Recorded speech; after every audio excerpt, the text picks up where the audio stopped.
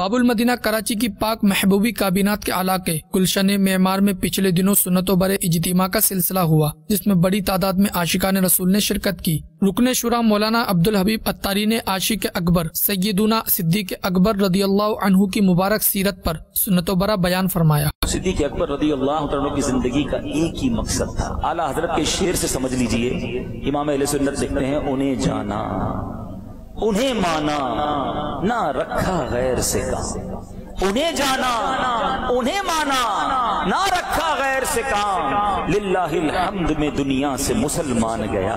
سیدنا صدیق اکبر گویا نبی پاک پر فدا فنا تھے، عاشق اکبر کہلاتے ہیں۔ عشق رسول کی وہ مثالیں آپ نے قائم کی ہیں، سنے تو ایمان تازہ ہو جاتا ہے۔ خود سیدنا صدیق اکبر رضی اللہ عنہ کے فضائل نبی پاک نے بیان فرمائے۔ پیارے آقا کی کئی حدیثیں ہیں جہاں صدیق اکبر رضی اللہ عنہ کے فضائل ہیں۔ بخاری شریف کی بڑی شاندار حدیث، حضرت ابو سعید خدری رضی اللہ عنہ اس کے راوی ہیں، آپ کہتے ہیں کہ نبی پاک علیہ السلام نے فرمایا، بے شک اپنی صحبت اور مال کے ساتھ سب لوگوں سے بڑھ کر مجھ پر احسان کرنے والا ابو بکر ہے، سب سے بڑھ کر احسان کرنے والا۔ حالانکہ نبی پاک کی کرم نوازی ہے، سب کچھ پیارے آقا نے عطا فرمایا، مگر فرماتے سب سے بڑھ کر اپنے مال اور صحبت کے ساتھ مجھ پر احسان کرنے والے ابو بکر ہیں۔ اگر میں اپنے رب کے سوا کسی کو خلیل بناتا تو ابو بکر کو بناتا۔ ایک بار نبی پاک صحابہ کرام کے ساتھ تشریف فرماتے، ارشاد فرمایا، آج تم میں سے کون ہے جس نے روزہ رکھا ہے؟ رمضان کا مہینہ نہیں تھا ورنہ تو سارے صحابہ روزہ رکھتے ہیں، نفلی روزے کی بات ہو رہی ہے۔ صدیق اکبر رضی اللہ عنہ عرض کرتے ہیں، یا رسول اللہ میں نے روزہ رکھا ہے۔ آقا نے فرمایا، آج کون ہے جس نے مریض کی عیادت کی ہے؟ کہتے ہیں، یا رسول اللہ آج میں نے مریض کی عیادت بھی کی ہے۔ ارشاد فرمایا، کون ہے جس نے آج نماز جنازہ میں شرکت کی ہے؟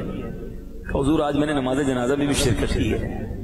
آقا نے پوچھا، کون ہے جس نے آج مسکین کو کھانا کھلایا ہے؟ صدیق اکبر عرض کرتے ہیں، یا رسول اللہ میں نے آج مسکین کو کھانا بھی کھلایا۔ ہر چیز میں آگے۔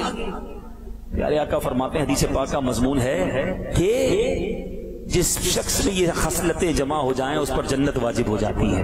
سنت و برے بیان کے بعد رکن شورا نے انفرادی کوشش کرتے ہوئے علاقے کے تاجر اسلامی بھائیوں کو عالمی مدنی مرکز فیضان مدینہ میں ہونے والے ہفتہ وار مدنی مذاکرے اور 23 مارچ کو محبوبی کابینات سے سفر کرنے والے 12 دن کے مدنی قافلوں میں سفر کی ترغیب دلائی۔ خوشخبری یہ ہے انشاءاللہ کہ 23 مارچ کو 12 دن کا اس کابینہ سے گلشن معمار کی سمجھ لیں اجتماع کی برکت ایک ہم یوں دیکھیں کہ 23 مارچ کو 12 دن کے لیے کولمبو کے سری لنکا کے لیے مدنی قافلہ سفر کرے گا انشاءاللہ۔ تو ماشاءاللہ جو اس میں شرکت کرنا چاہتے ہیں اپنے نام بتا دیں، آپ کو اپنے اخراجات پر ہی سفر کرنا ہوگا، مگر انشاءاللہ 12 دن نیکیاں لوٹیں گے اور وہاں جا کر سنتوں کی خدمت کریں گے، خود بھی بہت سارا علم دین حاصل کریں گے۔